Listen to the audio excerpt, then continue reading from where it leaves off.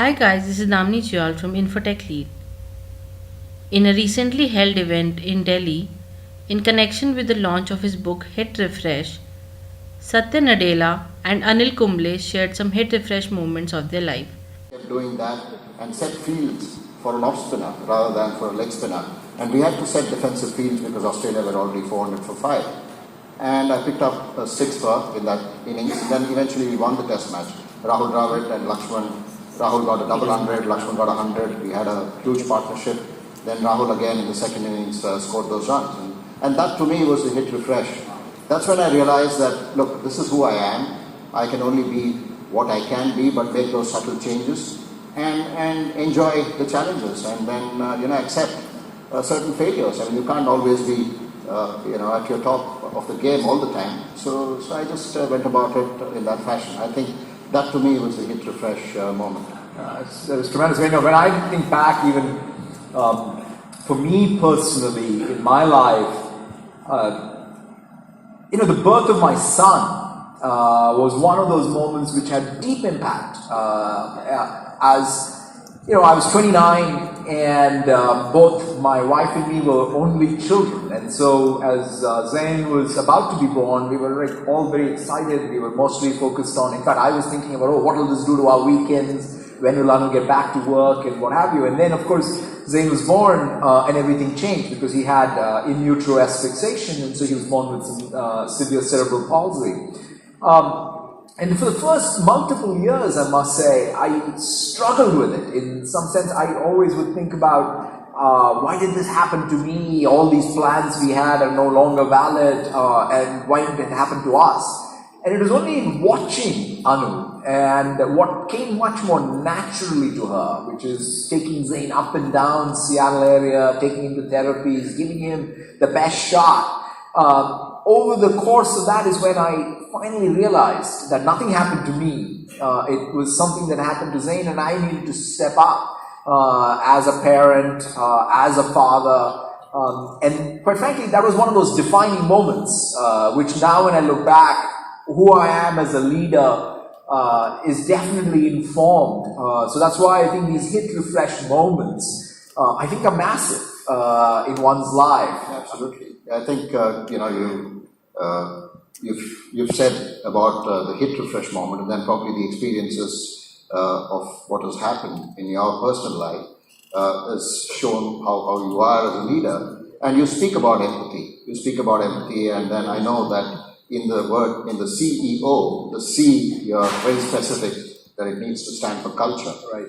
And empathy that you speak about, how have you transformed Microsoft using empathy? I think that's something that I think we'd like to know. In fact, one of the things that I've come to realize is if I look at what is Microsoft's core business, it is about being able to meet unmet, unarticulated needs of customers. There is no way we are going to be able to succeed in something like that if we don't have that deep sense of empathy for what is it that our customers are not just telling us, what is it that they really need from us, and fully realize our sense of purpose and identity. So I think of empathy as not just some nice to have, but core to the innovation agenda in a company. Now the challenge though is you can't say, I'll go to work and turn on the empathy button, right? I mean, it's sort of not possible to do so. So that's where I think this having integration between your life's pursuits, what you have learned as a parent, as a spouse, as a partner, and then to be able to take that to work, to me is perhaps what needs to be unlocked. And I'm not even claiming somehow that empathy is something that is innate. It is something that needs to be developed, and it's life that teaches you. And if there's a single big message, at least, that I've picked up, is that the importance of empathy and ever-increasing levels. I think it's not a destination that is ever reached. Every day, you better push yourself to have increasing levels of empathy for more people around you. That's the best way to amplify your work. Yeah, absolutely. I think, even in terms of cricket, cricket is like life itself. I mean, you're on top one day, and then, for example, when I did the introduction, I spoke about the 10 wicket in Delhi, and the next innings that I was bowling was at the Eden Gardens. I struggled to get one, and that's the way the game is all about. You're on top one day, and then the next you're trying to again go through those routines. So tell us something about your cricketing aspect of. I know that I read your book, and I know that you picked up a 7-for after your captain actually did the early damage and then gave you the confidence. So tell us something about your. Yeah, I mean it's fascinating when I recount that. The guy who was the captain at the time went on to play a lot of cricket for Hyderabad and Baroda. His name was R.A. Swaroop, and. For whatever reason, I look back at it and I say, why did he do that? Which is, I was bowling real trash, and for most part, I bowled trash. But for whatever reason, this guy decided that as a captain of a high school team, and I was thinking, wow, what an inspired leader he must have been, to say, let me give the ball back, let's make sure that this guy doesn't lose his confidence. And I always have thought about that as something that leaders do, right? Which is when you are playing and leading a team, you need the team. You can do it all. Even if you're capable of doing it in parts, to assume that somehow you're going to do it all is a big mistake.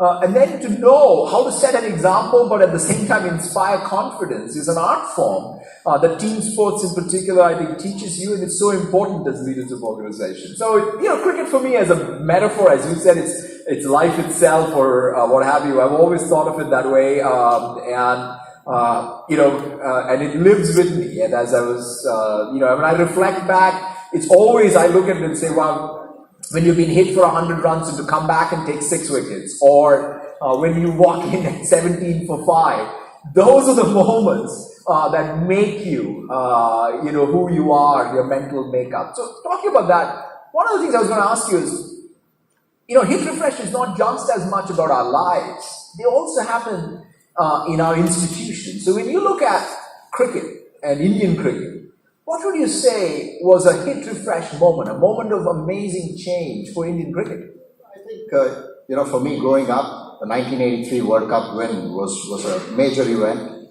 That's when we all got inspired and possibly started thinking that, one day you want to play for your country, and when you do play for your country, you can beat the rest of the world. You can be a world champion. And that's the confidence that came through in 1983 after the World Cup win. And the best part of the time that I played in the 90s, we literally won every series that we played at home.